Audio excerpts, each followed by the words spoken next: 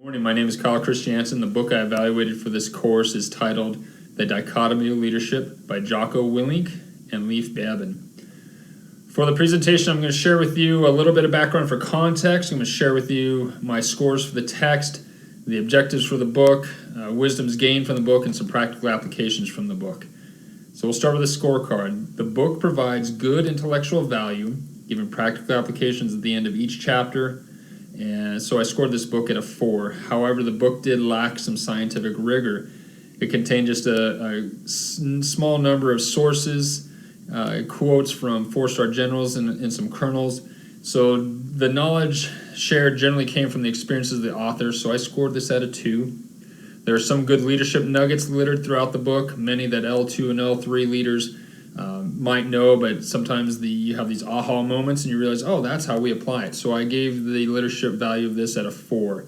The readability is a 5. The personal combat accounts in each chapter keep the reader interested throughout, pulling you towards the end where you actually learn the principle behind the dichotomy that's being shared. Perfect insight for level 2 leaders. The objectives of the book. So I'll give you a little background. It's first authored by 2 retired Navy SEALs who perfected their leadership skills through tireless hours of training and in overseas combat. This is their second book that they've written, and the lessons learned are shared through real-life combat experiences, then given a business application at the end of each chapter. The book focuses on balancing the role of a leader in 3 ways: balancing the people, the mission, and yourself.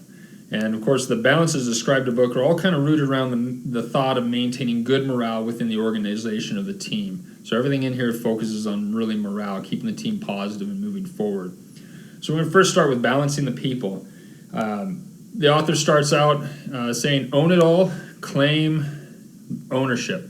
All good leaders find the balance between micromanaging and being a hands-off leader. Don't be a micromanager, be a leader. So you've got to do this by empowering your team through instilling trust and helping them to be creative and allowing them to make decisions. Resolute but not overbearing. The author stresses that a leader must carefully balance not being overbearing, yet not being too lenient. So you want to set a high team standard and ensure compliance to that standard. However, as you know, a leader must understand and carefully evaluate each situation, providing the team the opportunity to develop their own methods to reach that expectation. Leaders must take responsibility for underperformance. They should do all they can to help teach, mentor for the success of their team. The balance, although, is knowing when you have not taught enough and when the individual is no longer learning and not performing at expectation. And this is the critical time when the leader may need to make staff changes and bring their team performance back up to that high expectation. Balancing the mission. A leader must establish the rules and tone for the team. So discipline is keeping and following the rule that the team makes. The authors encourage developing rules that make sense for your team and your project. That way it's not just the iron fist leader telling you what to do or who's going to do that. Of course, part of that is accountability, and accountability is an important leadership tool. The leader must first, of course, lead by example before he can hold them accountable to the results. So as a leader, you have to teach first, guide next, and allow the team to complete the task without direct supervision. Of course, this all comes from team training. So your training should be practical and challenging. And the author shares that there's no growth in the comfort zone. So if there isn't anyone being pushed beyond their comfort zone, they may not grow and possibly falter when the challenge becomes difficult or hard to do. The third section of the book is balancing yourself. So again, as mentioned, the leader generates positive team morale through mentoring and encouragement. A good leader should be training the team to be his or her replacement in the future. So you want to avoid making team members feel just as an insignificant cog in the project machine. So every leader has to have a plan and then have some backups or contingencies.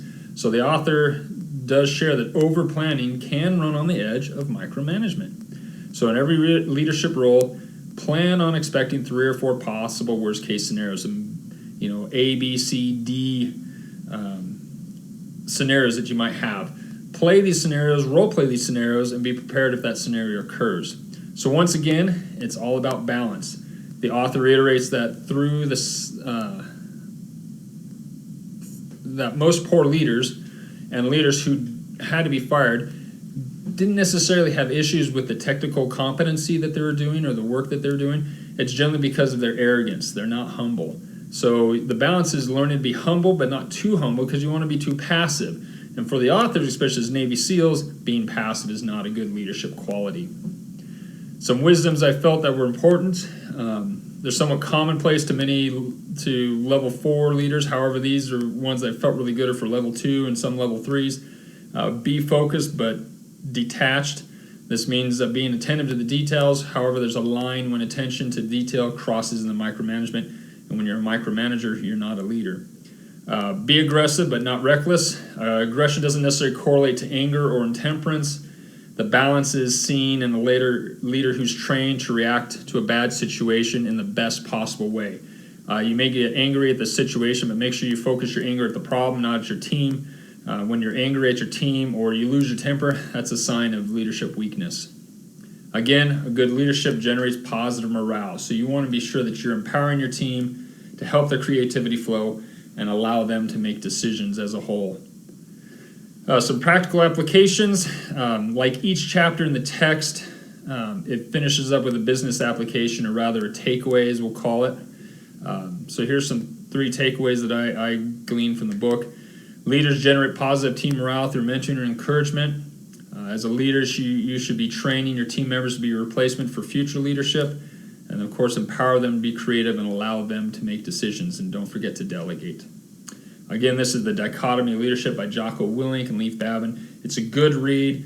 I feel it's really targeted at level 2 leaders and some level 3s, and I encourage you guys, if you have some time, to read it and see for yourself. Thank you for your time.